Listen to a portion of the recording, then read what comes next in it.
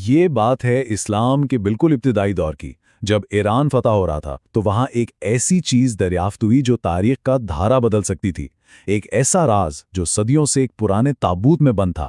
آئیے آج ہم اسی راز سے پردہ اٹھاتے ہیں۔ تو سوال یہی ہے کہ آخر اس تابوت میں تھا کیا؟ ذرا سوچیں، ایک فاتح فوج کو ایک ایسا صندوق ملے جو نہ صرف بہت پرانا ہو بلکہ اس کے اندر کچھ ایسا چھپا ہو جو ایمان اور تاریخ دونوں کی سمجھ کو ہلا کر رکھ دے۔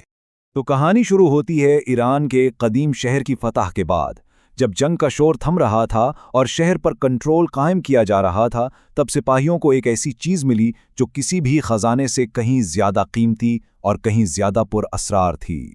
شہر کے مال غنیمت کے بیچوں بیچ فوج کو ایک تابوت ملا۔ یہ کوئی عام شاہی تابوت نہیں تھا، لیکن پھر بھی اس کی موجودگی نے سب کو چونکا دیا۔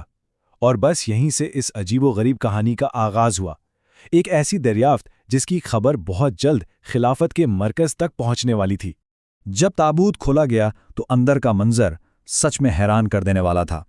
اس میں ایک غیر معمولی طور پر لمبا جسم تھا جو اس زمانے کے کسی بھی انسان جیسا نہیں لگتا تھا۔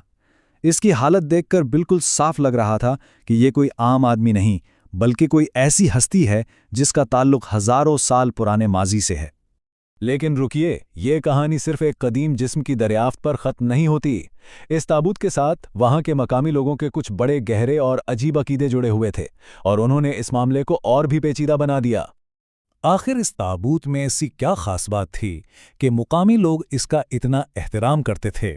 ان کا یہ ماننا تھا کہ یہ صرف پتھر اور لکڑی کا ایک ڈھانچہ نہیں ہے، بلکہ اس میں آسمان اور زمین کے بیچ رابطہ کروانے کی طاقت ہے۔ مقامی لوگوں کا عقیدہ تو بہت ہی حیران کن تھا۔ ان کے مطابق اس تابوت میں بارش لانے کی طاقت تھی، یعنی جب بھی زمین سوکھ جاتی اور قحط کا ڈر ہوتا تو وہ اسے اٹھا کر کھلے آسمان کے نیچے رکھ دیتے، اور ان کا پکا یقین تھا کہ اسی کی وجہ سے رحمت کی بارش ہوتی ہے۔ اب یہ دعویٰ اتنا بڑا تھا کہ اسے نظر انداز کرنا ممکن ہی نہیں تھا۔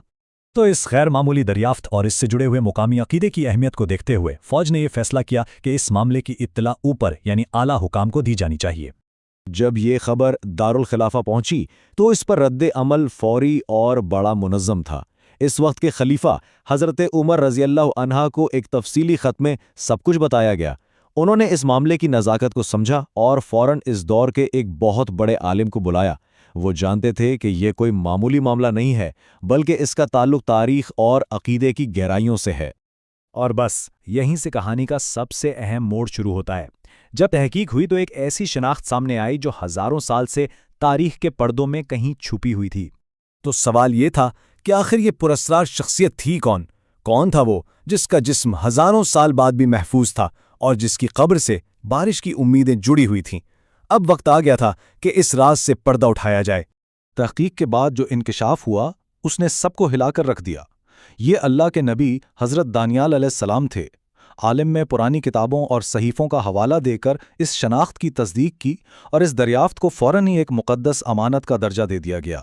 لیکن سوال یہ ہے کہ حضرت دانیال علیہ السلام کا جسد خاکی ایران میں کیا کر رہا تھا؟ اس کے پیچھے ایک بہت گہری روحانی خواہش اور ایک دعا تھی۔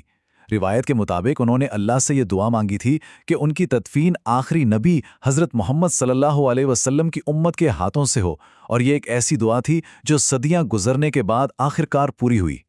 اس عظیم انکشاف کے بعد اس مقدس جسم کی حفاظت کے لیے ایک بہت ہی خاص حکم جاری کیا گیا۔ یہ کہانی کا آخری اور شاید سب سے پرا اسرار باب ہے۔